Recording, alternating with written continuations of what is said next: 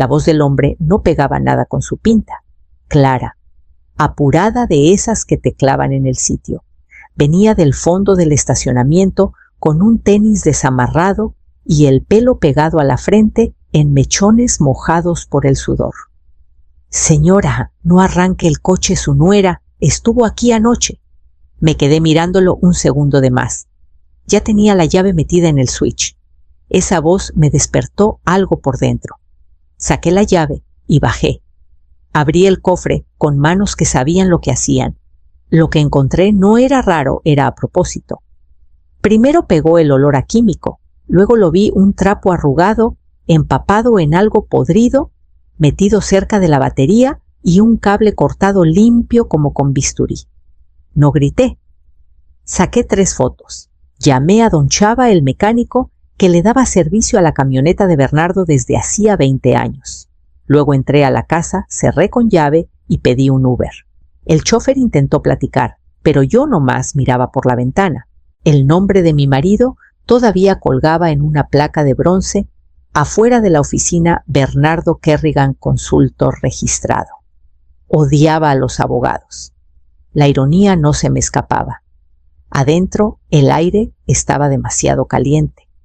Adelaida estaba junto a la ventana, copa de vino en mano, de espaldas a la puerta.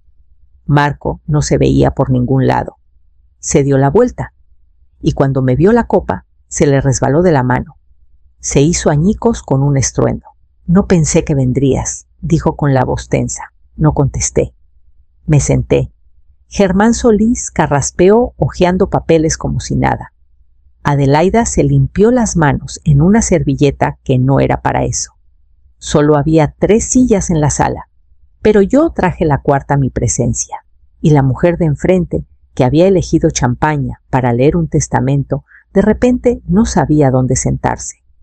El abogado empezó a leer. Yo escuché, pero no las palabras. La miraba a ella. Cómo tamborileaba los dedos. Cómo nunca me veía a los ojos. Ya sabía lo que dirían los papeles. Lo que importaba era lo que no decían. Germán Solís parpadeó fuerte detrás de sus lentes, luego estabilizó la voz. ¿Empezamos? Adelaida murmuró algo y salió los tacones repiqueteando en el azulejo.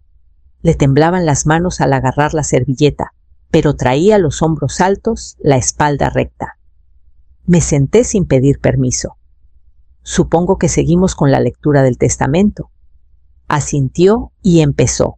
Bernardo le dejó a Adelaida 3 terrenos afuera de Hermosillo, unas cuentas de efectivo y el control total de las regalías mineras en Sonora. Era generoso, hasta exagerado, pero yo esperé. Por la casa del lago, por el fondo para estudios que me platicó en el desayuno 3 meses antes de morirse, por la caja de seguridad que me hizo prometer que preguntara si algo pasaba. Ninguno salió. Mantuve la cara de póker. Solís ni levantó la vista, ni siquiera cuando dijo mi nombre como una de las titulares de interés vitalicio retenido. Su tono era seco, como si todo ya estuviera decidido. Cuando terminó me paré. Adelaida no había vuelto. Salí al pasillo y Marco apareció de un cuarto lateral, como si estuviera esperando. Mamá dijo bajito, no hagas esto más complicado de lo que ya está. No respondí. Ella también está de luto, agregó. Yo también, aunque nadie nunca preguntó cómo, ni cuándo apuraron el funeral, ni cuándo insistieron en cremarlo por eficiencia, ni cuando Adelaida sacó las cosas de Bernardo de la oficina en una semana sin decirme agua va. Ahora querían que me sentara, sonriera y asintiera mientras repartían un legado que él y yo construimos juntos. Me voy a casa, dije. Marco titubeó como queriendo abrazarme, pero no. Al salir, volteé una vez. La puerta se cerró detrás de mí, pero vi a Adelaida por el vidrio. Estaba recargada en la pared, cabeza baja. No de pena, no de culpa. Escuchaba, y cuando nos vimos, se enderezó de golpe. No la saludé, no asentí. Caminé a la esquina, paré un taxi y saqué el celular para hacer una lista. Adelaida había sido minuciosa. pero Bernardo había sido precavido, y yo sabía por dónde empezar. Volví a la gasolinera justo antes del mediodía. El mismo hombre estaba sentado en una caja cerca de los contenedores, sorbiendo de un vaso de unicel y tarareando bajito. Me vio antes de que llegara. —¿Avalon Verde, verdad? —dijo enderezándose un poco. —Sabía que volverías —asentí. —¿Dijiste que mi nuera estuvo aquí anoche? —¿Qué viste exactamente?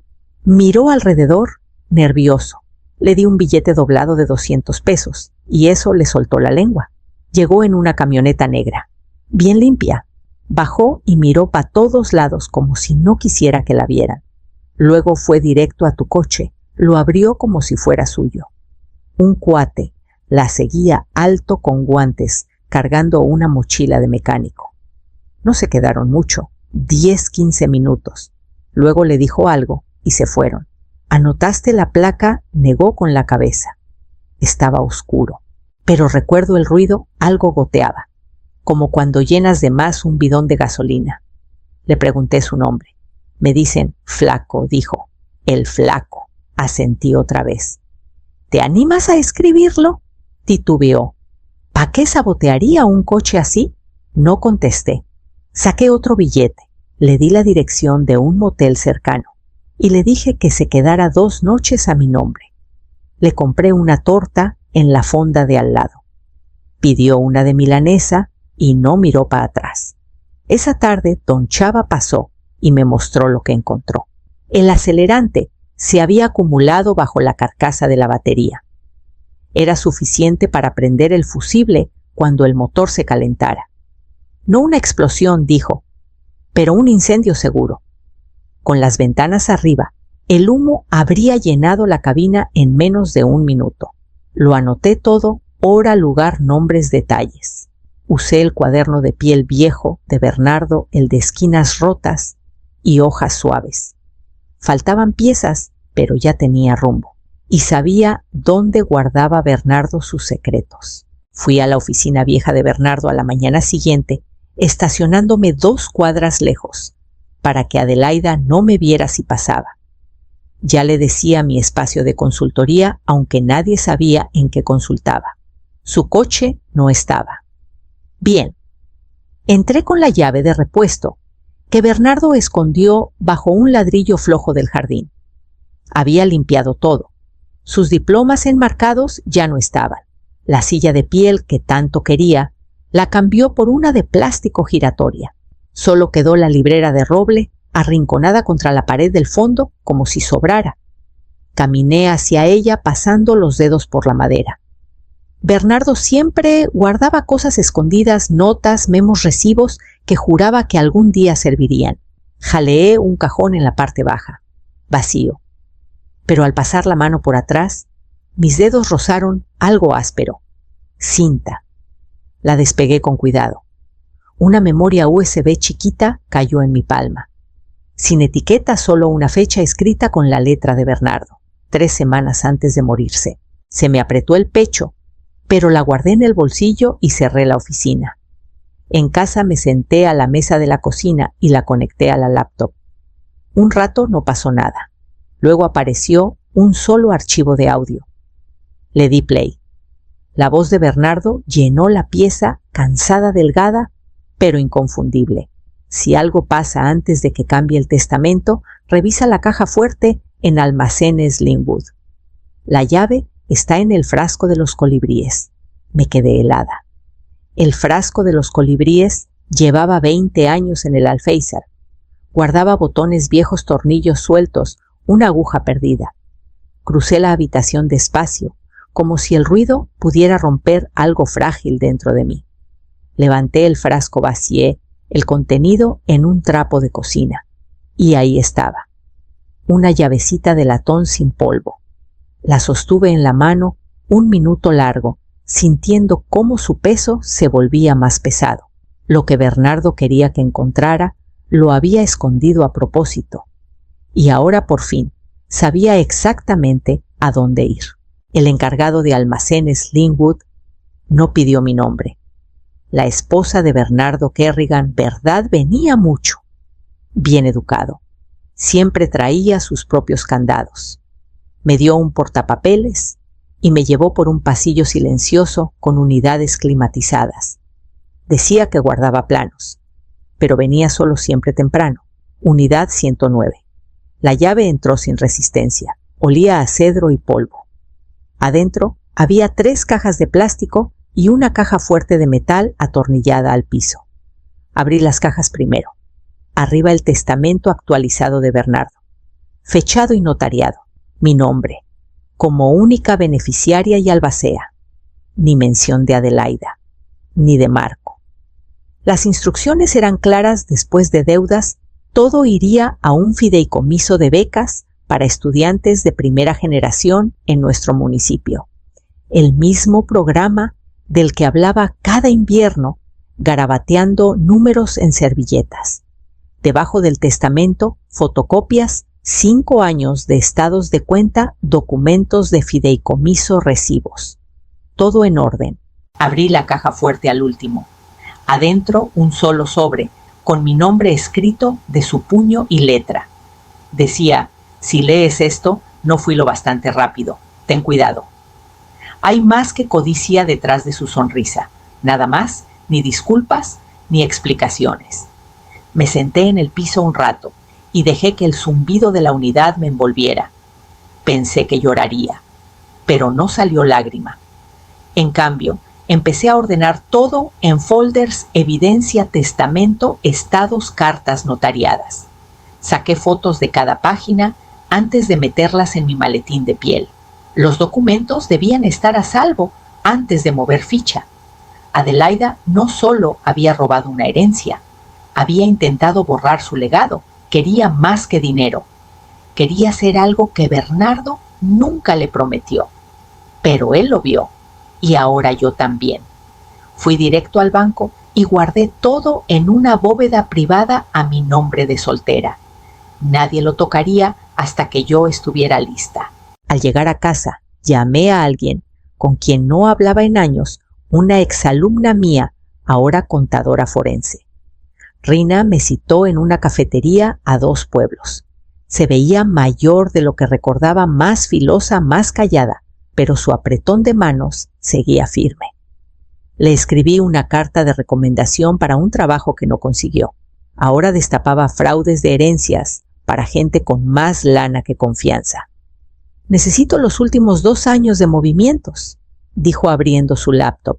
Digital, si se puede. Le di una memoria con todo lo que Bernardo dejó. Llamó 2 días después. Hubo 6 transferencias, dijo, todas en una ventana de 9 semanas, sumando poco más de 80 millones de pesos. Todas por empresas fantasma en Delaware, una hasta registrada en un apartado que ya no existe. El nombre en los trámites: pausa. El apellido de soltera de Adelaida. Me quedé con eso un rato. 80 millones. Desviados en silencio, mientras Bernardo estaba en el hospital demasiado enfermo para manejar, demasiado nublado para hablar claro.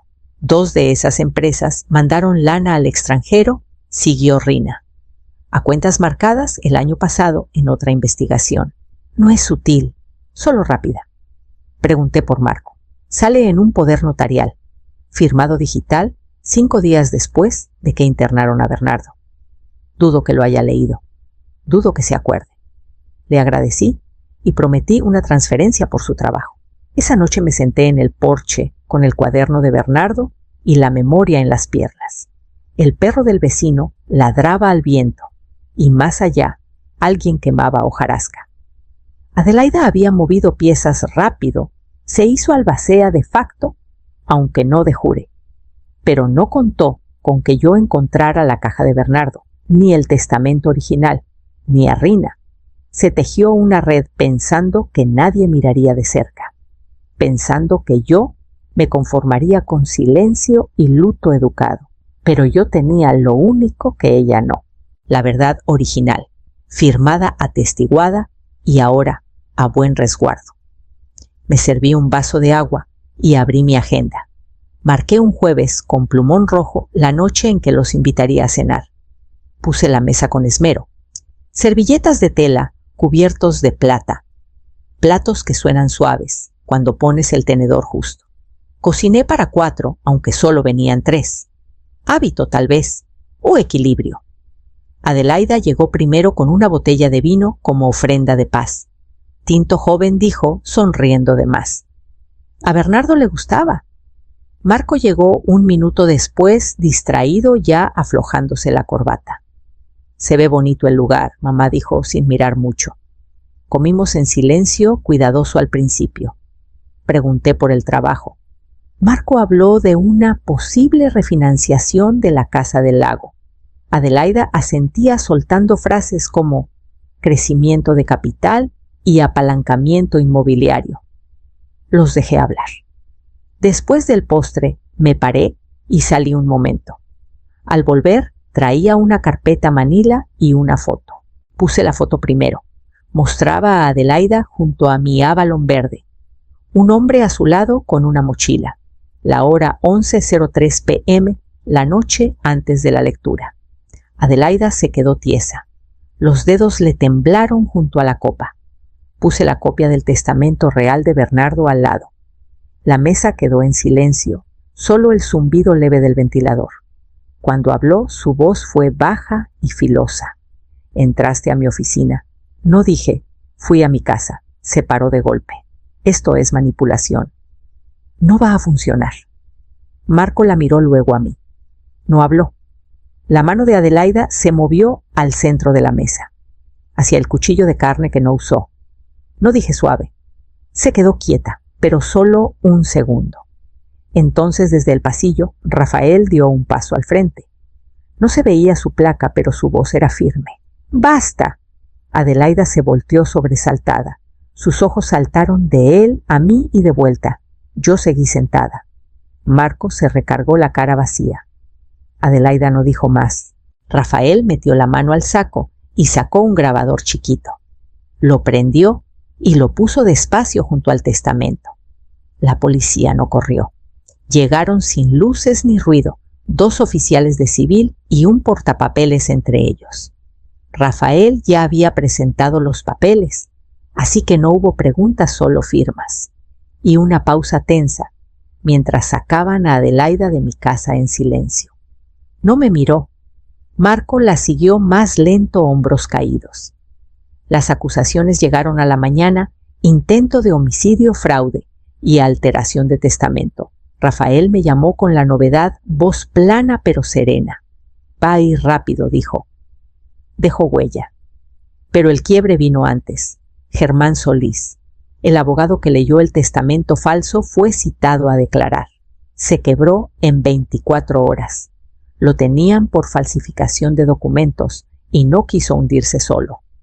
Entregó una carpeta de correos y declaraciones firmadas. Adelaida le pagó en efectivo por medio de un tercero y lo presionó para antedatar la firma. La notaría era falsa. El testamento que presentó nunca tuvo chance en corte. Adelaida ya había iniciado trámites para vender la Casa del Lago, 2 terrenos en Sonora y un lote de desarrollo que ni visitamos, todo basado en ese papel falso.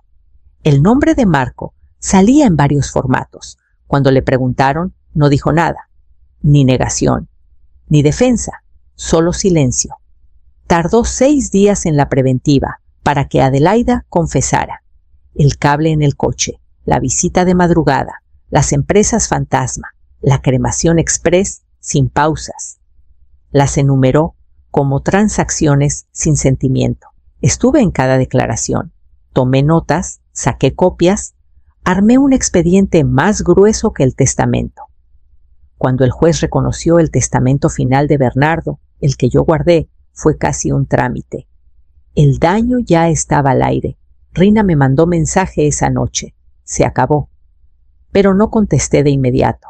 Volví a la bodega una vez más, solo para verla, para asegurarme de que había sido real, y al salir no cerré con llave. No volvería. La sala era chica, pero retumbó cuando leyeron las sentencias. 18 años para Adelaida, 12 para Solís. Nadie aplaudió. El juez ni los miró después del último golpe de mazo. Ya eran solo nombres en un expediente. Me quedé hasta el final. no por cierre, sino por el registro. Después me reuní con el juez de sucesiones en una cámara más pequeña.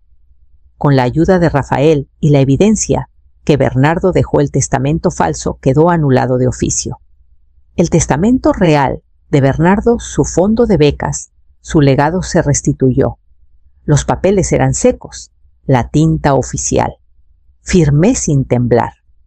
Para el otoño llegaron las primeras solicitudes de beca, estudiantes de nuestro municipio, algunos de escuelas, que Bernardo ayudó a remodelar, escribiendo ensayos sobre geología, ingeniería y restauración de tierras. Se sintió como respirar después de meses de humo. Marco no vino a la audiencia.